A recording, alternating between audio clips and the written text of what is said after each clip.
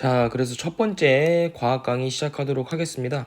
자, 첫 번째 단원은요, 우주 초기의 원소 단원이에요. 1단원. 그래서 여기서는요, 우리가 우주에 어떻게 탄생을 했고, 우주가, 그리고 그 우주의 탄생에 있어서 원소들이 어떻게 탄생을 했는지, 그거를 처음부터 한번 자세하게 살펴보도록 합시다. 자, 그래서 첫 번째 나오는 이론은요, 빅뱅 우주론입니다. 자, 그래서 빅뱅 우주론은 다른 말로 대폭발 우주론이라고도 얘기를 하고요. 정확한 정의가 뭐냐? 빅뱅 우주론의 정확한 정의는요. 138억 년 전에, 그러니까 되게 오래됐죠? 138억 년이나 됐어요. 빅뱅이 발생한 지. 138억 년 전에 있었던 대규모 폭발. 그래서 뭐 무에서 유가 창조됐다고도 얘기를 하죠. 아무것도 없었는데 이 빅뱅 하나로 굉장한 대폭발로 인해서 유가 생겨났다. 뭐 원자들이 생성이 됐다. 뭐 그렇게 얘기를 하는 겁니다. 그래서 138억 년 전에 있었던 대폭발이다. 이렇게 간단하게 볼 수가 있겠습니다. 그럼 이게 설명하는 의의는 뭐냐? 얘는요. 결국에는 우주가 계속해서 팽창을 한다는 거예요. 우주가 계속해서 팽창을 한다. 자, 그럼 계속해서 팽창을 하면 어떤 현상들이 발생을 하냐 이거죠. 계속해서 팽창을 하면서 발생이 되는 게 이제 밀도와 온도가 점점 내려가고 있다. 밀도와 온도가 계속해서 감소하고 있다. 이렇게 보시는 게 바로 빅뱅 우주론이 되겠습니다. 자, 그럼 빅뱅 우주론을 알아봤으니까 빅뱅 우주론이 어떻게 확립이 되었는지 지금의 대세론이 됐죠? 빅뱅 우주론이 대세론인데 빅뱅 우주론이 어떻게 대세론이 됐는지를 시간의 순서대로 한번 알아봅시다. 자, 그러면 맨 처음에는요.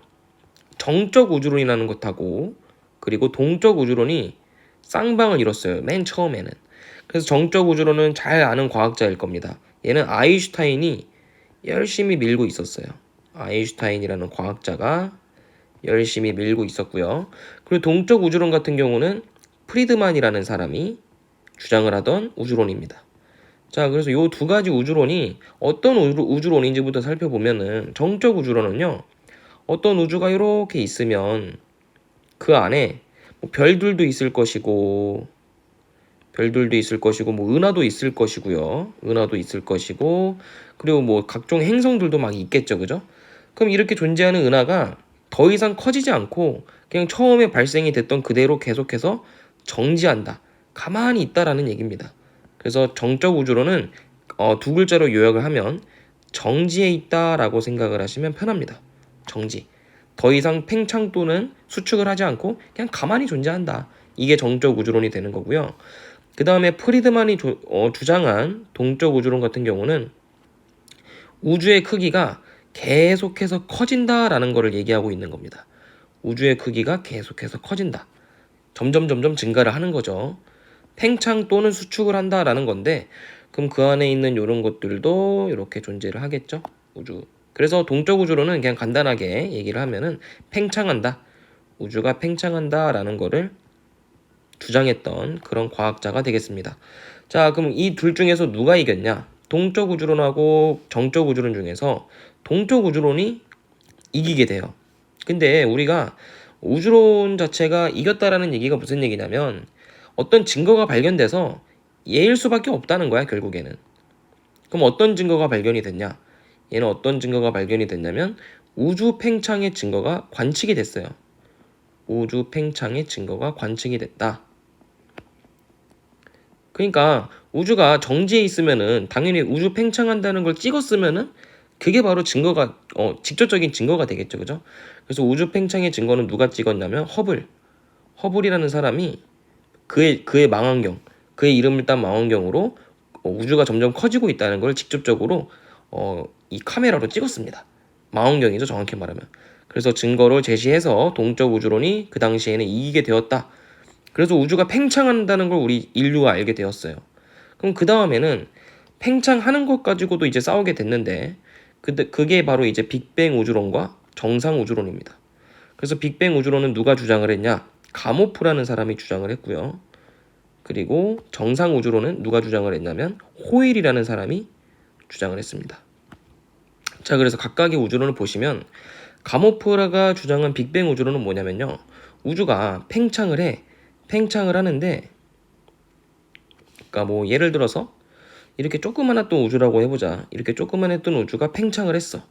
빅뱅 우주론 같은 경우에는 이렇게 팽창을 했는데 그 안에 내용물들이 뭐 별도 있을 것이고 우주도 있을 것이고 은하도 있을 것이고 어떤 별도 있겠죠, 그죠? 근데 그것들이 개수가 변하지 않고 똑같이 그대로 유지가 되는 거예요. 그 안에 내용물들의 변화는 없다. 그래서 팽창은 하지만 내용물의 변화가 없기 때문에 밀도는 어떻게 된다? 감소한다. 이게 굉장히 핵심 이론입니다. 자, 그다음 정상 우주론을 주장한 호일은요. 어떻게 얘기를 했냐면 우주가 커지는 건 맞아. 우주가 팽창은 하는데 우주가 커지는데 그 안에 내용물들도 같이 많아지더라라는 얘기입니다. 그 안에 내용물들이 뭐 이렇게 존재를 한다면은 세 개가 존재했다면은 정상 우주론에 있어서는 그 안에 내용물들이 엄청 늘어나는 거예요. 이런 것도 생기고 이런 것도 생기고 은하도 있고 별도 더 많아지고 더 안에가 많아지는 겁니다. 안에 내용물이 풍부해지는 거죠. 우주가 커지면 커질수록. 그래서 얘도 팽창은 하지만 그 안에 내용물들이 많아졌기 때문에 밀도는 그대로 유지가 됩니다. 그래서 이게 굉장히 중요한 빅뱅 우주론과 정상 우주론의 차이가 되겠어요. 이 두 가지의 차이를 잘 기억해 주시고요.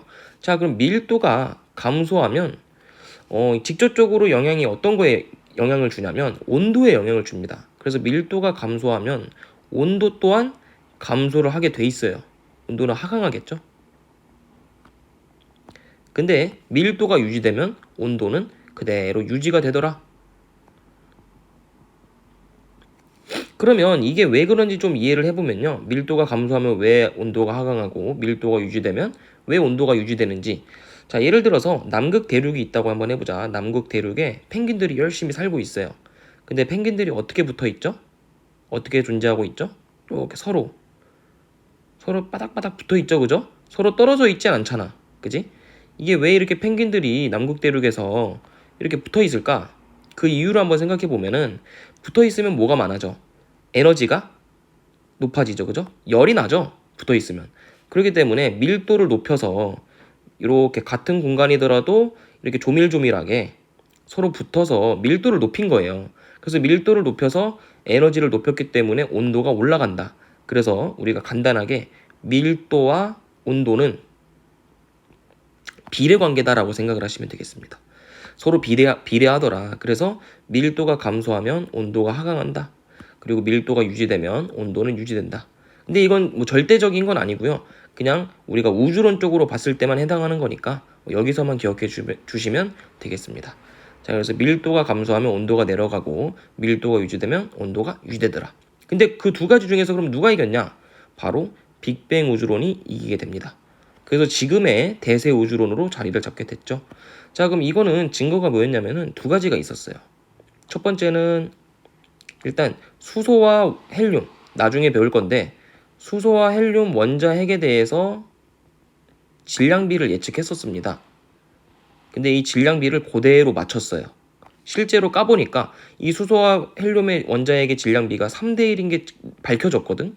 근데 가모프는 이미 그거를 예상했었지. 그래서 직접적인 증거가 됐다. 두 번째로는 이제 우주 배경 복사가 있어요. 그래서 요거 두 가지는 조금 있다가 또는 다음 수업 때 요거를 한번 살펴보도록 합시다. 오케이. 자, 그래서 빅뱅 우주론의 확립 과정까지 알아봤고 그 다음에 넘어가서 물질을 구성하는 입자. 자, 그래서 이제 빅뱅 빅뱅에 의해서 생겨난 입자들 그걸 이제 알아볼 건데, 자, 코끼리. 자, 코끼리 누가 봐도 코끼리죠. 코끼리는 생물체입니다. 코끼리는 생물체고요. 그럼 다른 말로 그냥 물질이라고 우리가 퉁쳐서 얘기를 할 수가 있겠죠, 그죠? 근데 이 생물체인 물질은 뭐로 이루어져 있냐? 얘를 한번 쫙 분석해 보니까 얘는 원자들로 이루어져 있더라라고 볼 수 있는 겁니다. 원자. 그래서 생물체 물질은 원자로 이루어져 있더라. 근데 그 원자를 또 까보니까 원자는 원자핵과 전자로 이루어져 있더라.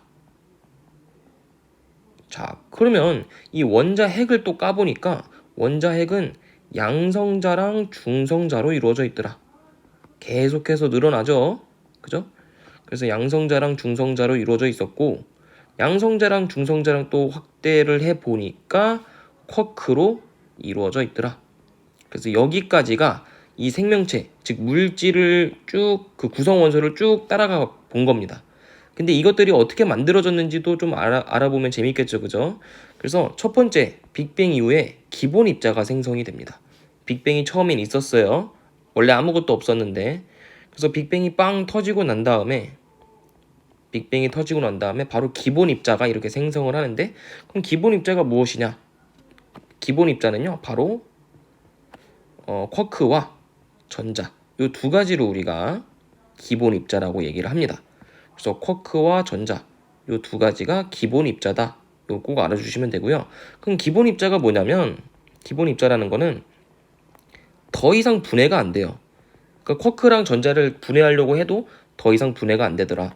그래서 더 이상 분해가 되지 않는 가장 작은 단위인 거죠. 더 이상 분해가 안 되는 가장 작은 단위다, 이렇게 생각을 하시면 되고요. 그리고 쿼크는요, 조금 더 확대를 해보면 쿼크는 이루고 있는 녀석들이 있어요. 뭐냐면 업 쿼크와 다운 쿼크. 쌤, 아까 쿼크가 분해가 안 된다며요 라고 생각할 수 있는데, 애초에 쿼크는 이 두 가지로 이루어진 거야. 쪼개진 게 아니라. 무슨 얘기인지 알겠죠? 그래서 업 쿼크와 다운 쿼크로 이루어져 있다. 쿼크라는 녀석은 이 두 가지가 구성해서 쿼크가 된다. 이렇게 생각을 하시면 되고요. 자, 그 다음 이제는 양성자 중성자를 봅시다. 얘가 어떻게 탄생을 했는지. 양성자랑 중성자는요, 단순해요. 그냥 쿼크 3개가 모였어요. 쿼크 3개가 결합. 쿼크 3개가 결합을 하면은 양성자랑 중성자가 되는데, 뭐 조금 구성 성분이 다를 수는 있어요. 양성자 같은 경우에는 업 쿼크가 2개, 그리고 다운 쿼크가 1개, 이렇게 구성이 되어 있고요. 그리고 중성자 같은 경우에는 반대예요. 중성자 같은 경우에는 업 쿼크가 1개, 그리고 다운 쿼크가 2개, 이렇게 구성이 되어 있습니다. 이해되셨죠?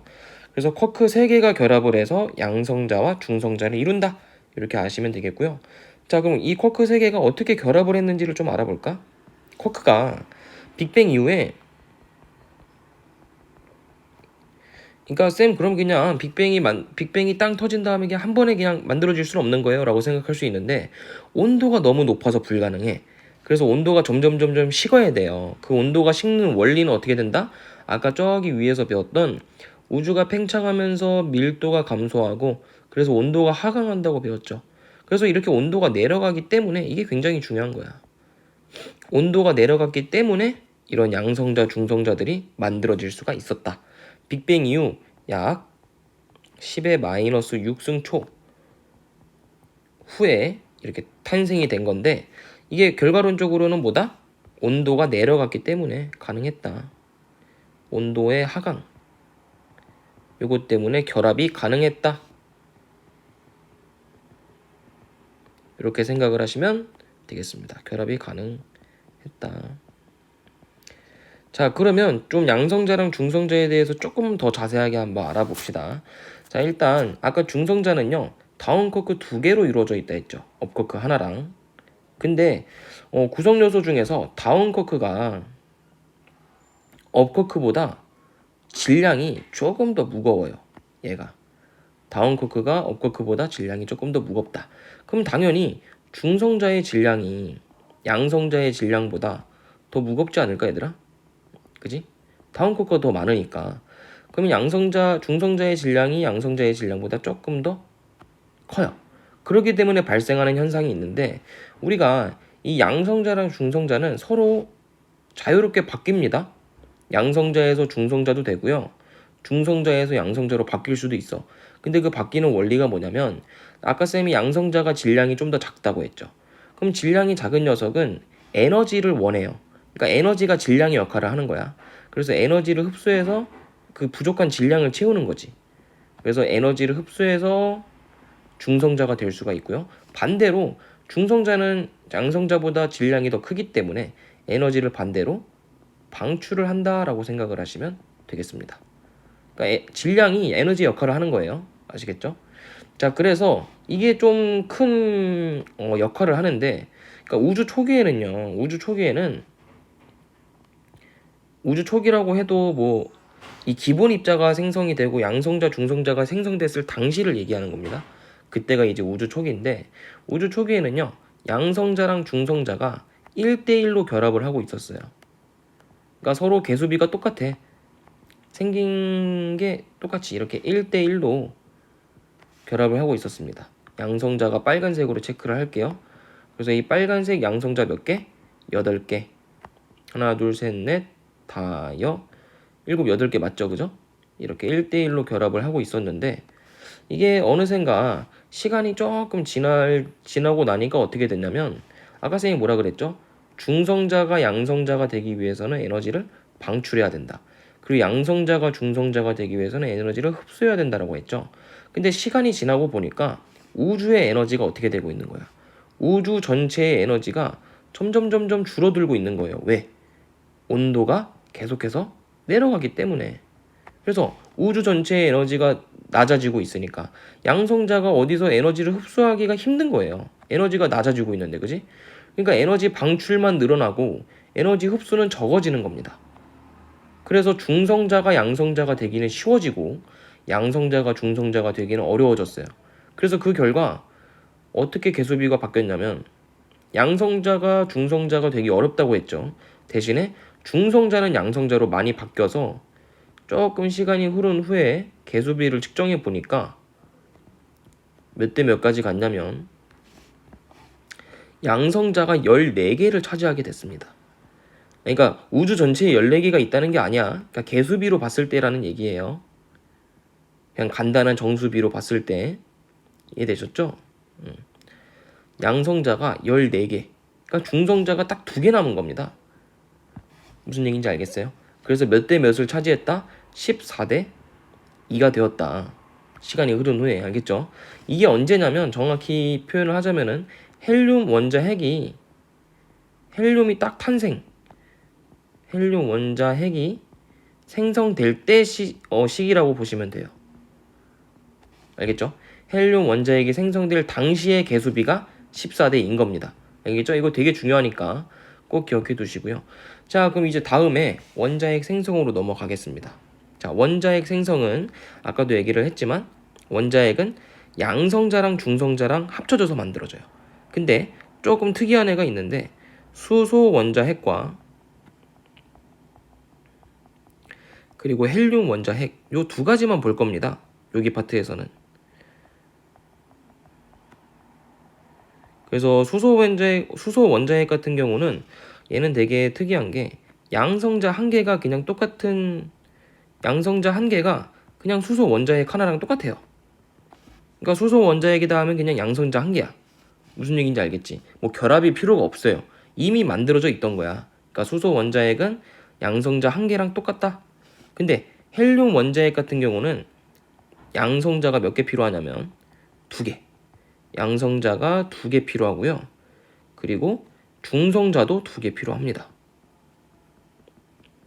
그래서 요 2개가 합쳐져서 뭐가 된다? 헬륨이 된다. 헬륨 원자핵이 된다. 요렇게 기억을 하시고요. 자, 그러면 헬륨 원자핵이 이렇게 만들어지면은, 근데 당연히 얘도 온도가 많이 낮아져야지 가능한 거겠죠. 그러니까 이 양성자랑 중성자가 만들어지는 온도보다 더 낮아져야 돼. 그러니까 기본 조건이 그거야. 온도가 내려가야 되고, 이 2번에서 3번으로 넘어가는 것도 온도가 낮아져야 가능해지는 거야. 알겠지? 그럼 온도가 얼만큼 낮아지냐? 10억 켈빈 정도로 낮아져요. 10억 켈빈. 근데 10억 켈빈도 물론 높은 온도지만 이때는 막 10의 몇 승, 10의 10 몇 승 이러거든. 그렇기 때문에 그거보다는 그래도 좀 낮아졌다. 그렇게 보는 겁니다. 그래서 10억 켈빈 정도 됐을 때 원자핵이 생성이 됐고요. 이 헬륨 원자핵이 어떻게 생성이 됐는지 아까 요거 우리가 그림 그려놨죠? 요거를 통해서 한번 살펴봅시다. 자, 헬륨 원자핵은 아까 양성자 2개랑 중성자 2개가 필요하다고 했어요. 그죠? 그러면 여기 지금 상태에서는 어떻게 묶어야 돼? 이렇게 묶어줘야 되는 거 아니야? 이렇게 묶어야 얘가 뭐가 되는 거야? 얘가 헬륨 원자핵 한 개가 되는 거죠. 헬륨 원자핵 하나. 무슨 얘기인지 알겠어요? 근데 그럼 남은 애들은 뭐야? 남은 애들은 이렇게 남은 애들은 수소 원자핵 아니야? 맞지? 다 양성자잖아.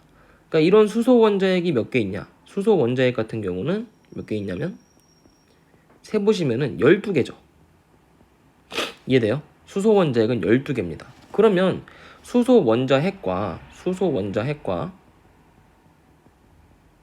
그리고 헬륨 원자핵 요 두 녀석의 질량비를 비교해 보면 수소 원자핵은 양성자가 몇 개 있죠? 12개. 그리고 헬륨 원자핵 같은 경우는 양성자 2개, 중성자 2개니까 질량이 4예요.